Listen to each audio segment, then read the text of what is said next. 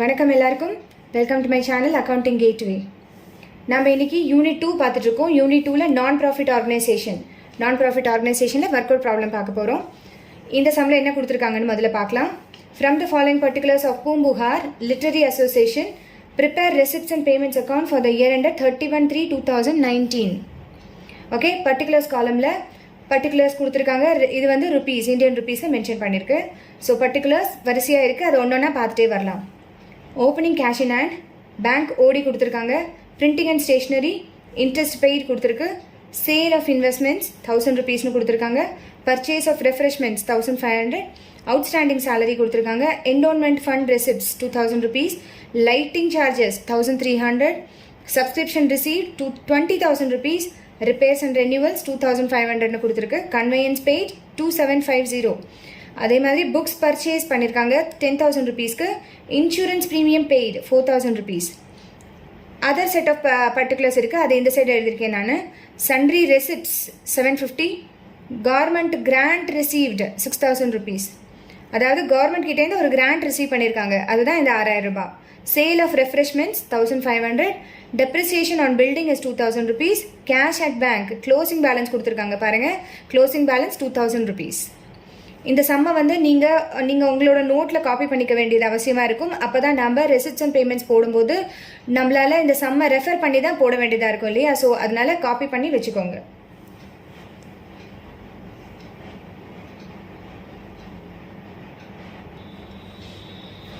இப்போ 1 by 1 நம்ம வந்து ரெசிப்ட்ஸ் அண்ட் பேமெண்ட்ஸ் அக்கௌண்ட்டில் நம்ம வந்து அந்த பர்டிகுலர்ஸ் எல்லாம் ஒன்றா வந்து போஸ்ட் பண்ணிகிட்டே வர போகிறோம். இப்போ அதுக்கு முன்னாடி ஹெட்டிங் இந்த books of Poompuhar literary association.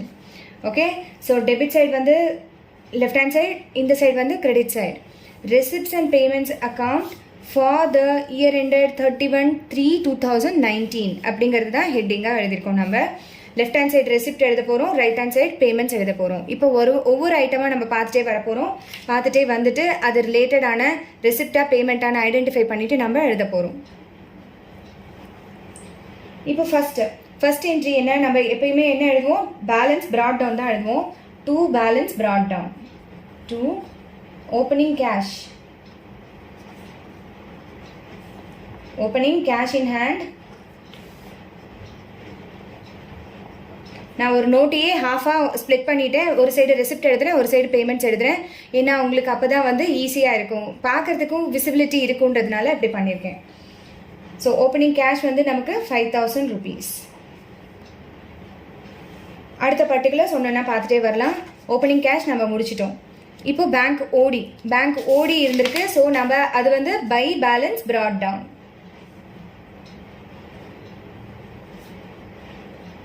By balance brought down is 4,000 rupees. இது வந்து சைடில் மென்ஷன் பண்ணிக்கோங்க, பேங்க் ஓடி. அதாவது அவங்களுக்கு ஓடியில் அவங்க 4,000 ரூபாய் வாங்கியிருக்காங்க, அதனால இதை நம்ம கிரெடிட் சைடில் எழுதிட்டு இருக்கோம். இப்போ அடுத்த என்ட்ரி என்ன இருக்கு? அடுத்த என்ட்ரி பிரிண்டிங் அண்ட் ஸ்டேஷ்னரி இல்லையா? பிரிண்டிங் அண்ட் ஸ்டேஷ்னரி நம்ம இங்கே பார்த்துட்டு இருக்கோம். பேங்க் ஓடி முடிச்சிட்டோம். பிரிண்டிங் அண்ட் ஸ்டேஷ்னரி 1500ன்னு பார்த்துருக்கோம். ஸோ இந்த 1500 வந்து payment side by printing and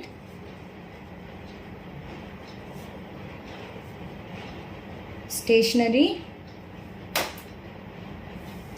1500 rupees.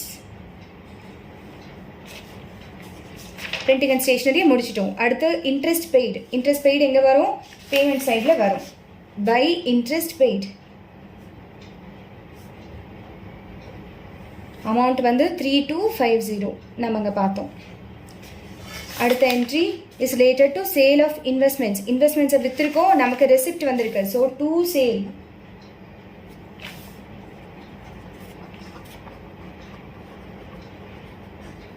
amount 1,000 rupees.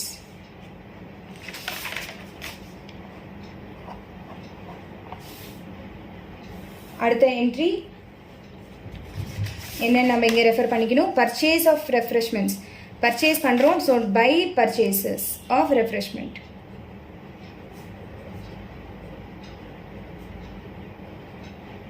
Purchase of refreshment எவ்வளோ ரூபாய்க்கு பண்ணியிருக்கோம்? 1500.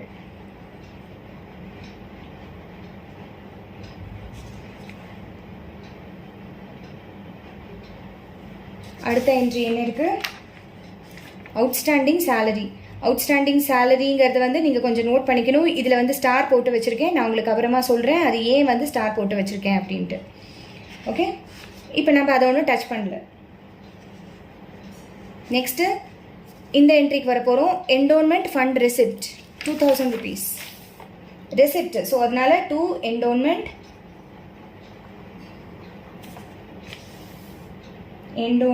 Fund receipt 2000 rupees. அடுத்து லைட்டிங் சார்ஜஸ் நம்ம வந்து பே பண்ணியிருக்கோம். Lighting charges by lighting charges. Lighting charges எவ்வளோ ரூபா? 1300 rupeesக்கு அங்கே பார்த்தோம் நம்ம. நெக்ஸ்ட் என்னது? Subscription received. ரிசீவ் பண்ணியிருக்கோம். So 2 subscription received.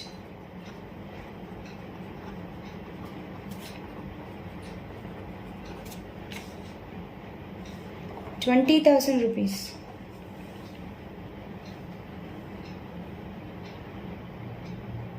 அடுத்த entry repairs and renewals for 2500 by repairs.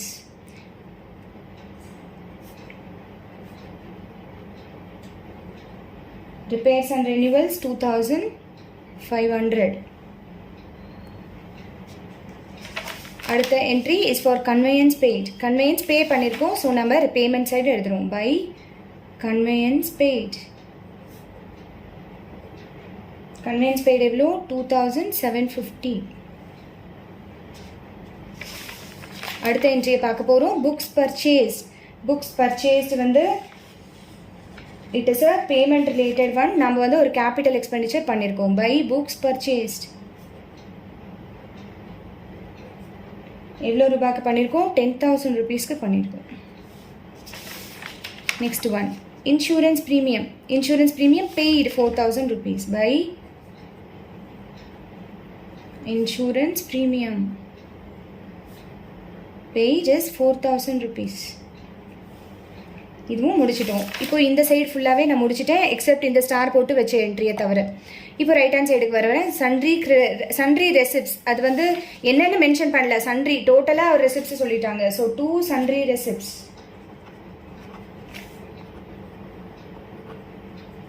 Sundry receipts is 750. அடுத்த என்ட்ரி இதை முடிச்சிட்டோம் நம்ம. Grants received for ₹6,000. 2 grants received 6,000 rupees. அடுத்த என்ட்ரி என்னது? சேல் ஆஃப் ரெஃப்ரெஷ்மெண்ட்டை விற்று வந்த ரூபாய்ங்க. ஸோ அது 1500 இருக்கு. சேல் ஆஃப் ரெஃப்ரெஷ்மெண்ட் ஒரு receipt. To sale of refreshments எவ்வளோ ரூபாய்க்கு? 1500 தானே? ஒரு தடவை கன்ஃபார்ம் பண்ணிக்கிறேன். Sale of refreshments 1500. Depreciation on பில்டிங்க்கும் ஒரு ஸ்டார் போட்டு வச்சுக்கிறேன். இப்போ நான் இதை எதுவும் என்டர் பண்ணல. கேஷ் அட் பேங்க் கொடுத்துருக்காங்க. Cash at bank 2000 rupees at the end. So at the எண்டுங்கிறதுனால எங்கே வரும்? பை பேலன்ஸ் கேரிட் டவுனில் கேஷ் அட் பேங்க் மட்டும் கொடுத்துருக்காங்க. எவ்வளோக்கு கொடுத்துருக்காங்க? 2000 rupees. இதுவும் நான் என்டர் பண்ணிடுறேன்.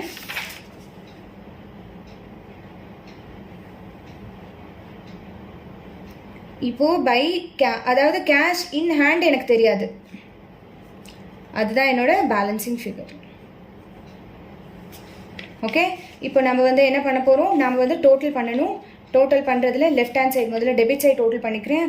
அப்போ தான் இங்கே பேலன்சிங் ஃபிகர் வரும் இல்லையா, லாஜிக்கலி. ஸோ இந்த டோட்டலை நான் இப்போ பண்ணிக்க போகிறேன். 5,000, 6,000, 7,000, 27,000, 27,500, 33,750, 33,750, 36,250.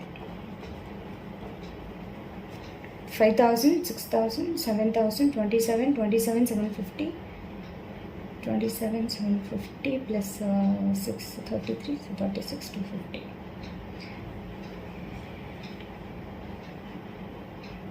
So 36,250. இந்த சைடு வந்து எனக்கு இப்போ பேலன்சிங் ஃபிகர் வருது. ஸோ 36,250.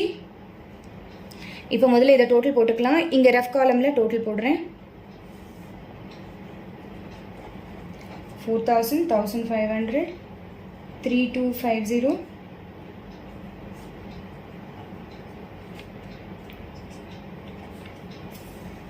plus ஒரு 1,500, plus ஒரு 1,300,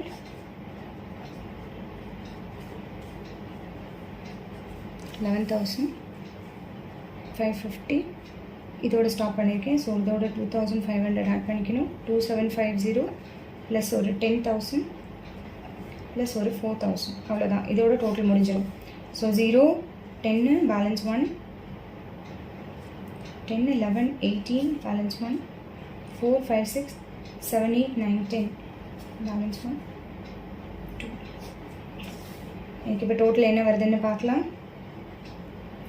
36,250 minus 20,800.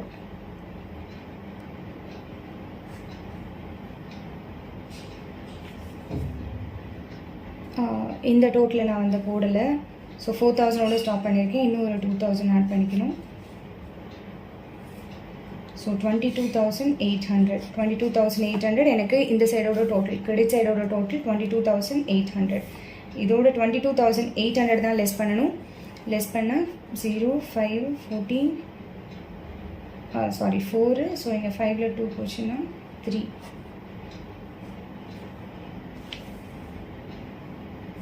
இங்கே வந்து 30,300. சாரி, இது 33,300.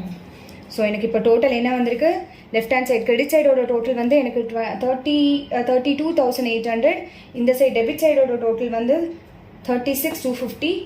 So difference of 3,450. இதுவும் 33. ஸோ இது 3,450 இஸ் த பேலன்ஸ் இயர். 3,450 தான் எனக்கு பேலன்சிங் ஃபிகர். ஸோ இது எல்லாத்தையுமே அகெயின் டோட்டல் போட்டு பார்க்கணும். டோட்டல் போட்டு பார்த்துட்டு கன்ஃபார்ம் பண்ணணும். It should be 36,250. இந்த சம் உங்களுக்கு புரிஞ்சிருக்கும்னு நினைக்கிறேன். இதே மாதிரி பல சம்மோட உங்களை கூடிய சீக்கிரம் சந்திக்கிறேன். Thank you so much.